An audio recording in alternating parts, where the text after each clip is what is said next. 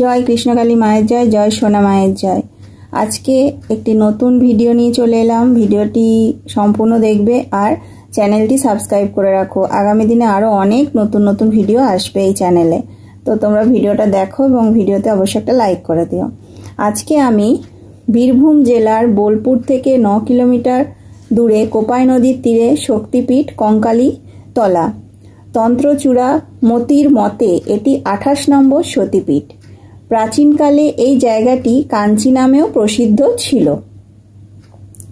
পীঠ নির্ণয় তন্ত্র অনুসারে এখানে সতীর অস্থি পড়েছিল, সেই কারণে এই পীঠের নাম হয় কঙ্কালী তলা।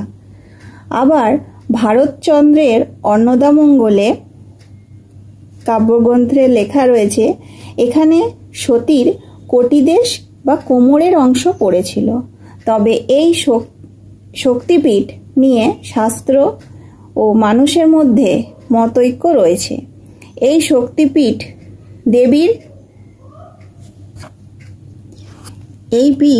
দেবী গর্ভা দেবী নামেও প্রসিদ্ধ ও ভৈরব রুরু নামে পূজিত হয়। দেবীর মন্দির সংলগ্ন একটি কুণ্ড রয়েছে, যা নাকি এটি সঙ্গে বহু মাহাত্ম্য লুকিয়ে রয়েছে। কুণ্ডের মধ্যে কয়েকটি প্রস্তরখণ্ড আছে, যেগুলিকে সাধকরা দেবীর দেহের অংশ হিসেবে চিহ্নিত করেছেন।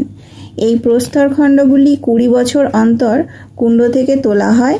পরে পুজোর পর সেগুলি আবার পুনরায় কুণ্ডর জলে ডুবিয়ে দেওয়া হয়। কথিত আছে কঙ্কালীতলার কুণ্ডর সঙ্গে কাশীর মণিকর্ণিকা ঘাটের সরাসরি সংযোগ আছে। কঙ্কালীতলা সঙ্গে জড়িত রয়েছে নানা অলৌকিক ঘটনা। মন্দির তৈরি হলেও দেবীর কোনো মূর্তি নেই।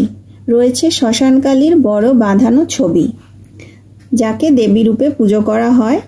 চৈত্র সংক্রান্তিতে এখানে 3 দিন ধরে মন্দিরে উৎসব চলে। কঙ্কালীতলা সতী মায়ের 51 পীঠ স্থানের শেষ পীঠস্থান। তো ভিডিওটা তোমরা সম্পূর্ণ দেখবে। এই ভিডিওতে সুন্দর সুন্দর অনেক তথ্য তোমরা জানতে পারবে। আমি যতটা জেনেছি আমি সেটাই তোমাদের সাথে শেয়ার করলাম। আর আগামী দিনে আরও অনেক নতুন নতুন তথ্যমূলক ভিডিও তোমরা আমার চ্যানেলে পাবে। তো তোমরা ভিডিওটা সম্পূর্ণ দেখো এবং অবশ্যই ভিডিওতে একটা লাইক করে দিও, চ্যানেলটা সাবস্ক্রাইব করে রাখো। আগামী দিনে আরও অনেক ভিডিও আসবে নতুন নতুন, যে ভিডিওগুলো দেখলে, যে তথ্যগুলো জানলে তোমাদের অনেক উপকার হবে, অনেক ভালো লাগবে। তাই চ্যানেলটি সাবস্ক্রাইব করে রাখো।